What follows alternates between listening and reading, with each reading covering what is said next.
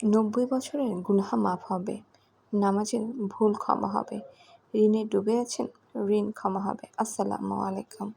আজ আমি আপনাদের সাথে আলোচনা করব রবিউল মাসের জুমার দিন অথবা রাতে কোন দোয়া বা দুরূদ মাত্র 3 বার অথবা 7 বার পড়লে জীবনের সমস্ত গুনাহ আল্লাহর রহমতে আল্লাহ মাফ করে দিবেন। আপনার জীবনের ছোট গুনাহ, বড় গুনাহ, বর্তমানের গুনাহ, অতীতের গুনাহ, ইচ্ছায় করা গুনাহ, অনিচ্ছায় করা গুনাহ, সব গুনাহ মাফ করে দিবেন আল্লাহ সুবহানাহু ওয়া তাআলা। রিজিকের সমস্যা সমাধান করে দেবেন আল্লাহ সুবহানাহু ওয়া তাআলা। আজকে আমি আপনাদেরকে অনুরোধ করছি, এখন রবিউল মাস চলছে, আর এই আমলটি বা দোয়াটি যদি পড়তে পারেন তাহলে ইনশাল্লাহ আপনার সকল সমস্যা দূর হয়ে যাবে, আমাদের ভাগ্য খুলে যাবে। কারণ মাসটি হচ্ছে আমাদের প্রিয় নবী হযরত মুহাম্মদ সাল্লাল্লাহু আলাইহি সাল্লামের জন্মের মাস। তাছাড়া এমনিতেও জুমার দিনের ফজিলত অনেক। জুমার দিন সাপ্তাহিক ঈদের দিন।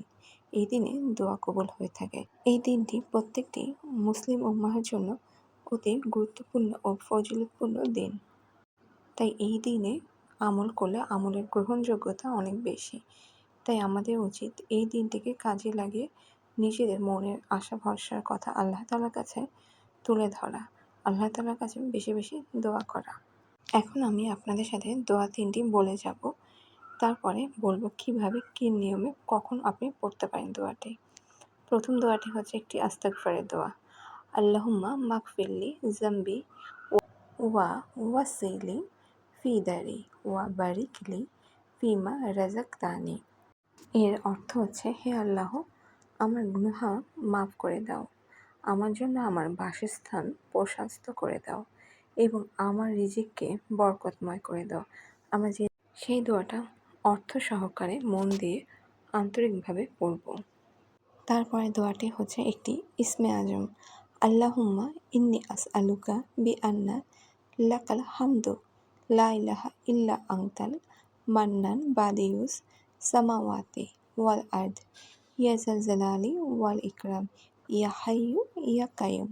এর অর্থ হচ্ছে, হে আল্লাহ, আমি তোমার কাছে প্রার্থনা করি, তুমিই তো সব প্রশংসার মালিক, তুমি ছাড়া কোনো উপাস্য নেই, তুমি দয়াশীল, চিরঞ্জীবী, চিরস্থায়ী। তৃতীয় এবং সর্বশেষ দোয়াটি হচ্ছে, রাব্বানা আতমিম লানা নূরানা ওয়াইগফির লানা ইন্নাকা আলা কুল্লি শাইইন কাদির। এর অর্থ হচ্ছে, হে রব্বুল আলামিন, আমাদের নূরকে পরিপূর্ণ করে দিন, নিশ্চয়ই আপনি সর্বশক্তিমান। আমিন। আর এই আমলটি করার নিয়ম বলে দিচ্ছি। বৃহস্পতিবার মাগরিবের নামাজের পর থেকে শুক্রবার আসরের নামাজ পর্যন্ত যে কোনো নামাজের পরে আপনি এই দোয়াটি করতে পারেন, এবং কি আপনি তাহাজ্জুদের নামাজেও এই আমলটি করতে পারেন। আমলটি করার নিয়ম হচ্ছে, 11 বার যে কোনো দুরূদ শরীফ পড়বেন। আপনি যদি দুরূদে ইব্রাহিম পড়তে পারেন তাহলে তো খুবই ভালো, মাশাআল্লাহ। তারপর আমি যে দোয়াটি উল্লেখ করেছি, যে দোয়া 3টি, সেই দোয়া 3টি হয়তো 7 বার পড়বেন, নয়তো 3 বার পড়বেন। প্রত্যেকটি দোয়া 7 বার পড়বেন। মানে যে আস্তাগফিরুল্লাহটা বলছি সেটা 7 বার বা 3 বার। তারপর আপনি ইসমে আজমটি 7 বার বা 3 বার পড়বেন। দোয়া 3টি পড়ার পরে মোনাজাতে হাত উঠাবেন মোনাজাতের জন্য। তারপরে মন ভরে আল্লাহর প্রশংসা করবেন, কারণ আল্লাহ রাব্বুল আলামিনের প্রশংসা দিয়ে আমাদের দোয়া শুরু করা উচিত। আলহামদুলিল্লাহি রাব্বিল আলামিন। তারপর আপনার মনের চাহিদা অনুযায়ী দোয়া করবেন। আপনি যেটা চান, আপনার বিয়ে, সন্তান, চাকরি, পারিবারিক শান্তি, রিজিক, যে কোনো যেটা ইচ্ছা আপনার। তারপর আবার দুরূদ শরীফ পড়বেন 11 বার বা 7 বার। যদি প্রথমে দোয়া করার শুরুতে যদি 7 বার পড়েন, তো এখানেও আপনি 7 বার পড়বেন। আপনি যে আমলই করেন না কেন, আল্লাহ তাআলার উপরে পূর্ণ তাওয়াক্কুল রেখে দোয়া করবেন। ইনশাআল্লাহ আপনার দোয়া কবুল হবে। আল্লাহ হাফেজ। সবাই ভালো থাকবেন। আমার জন্য দোয়া করবেন।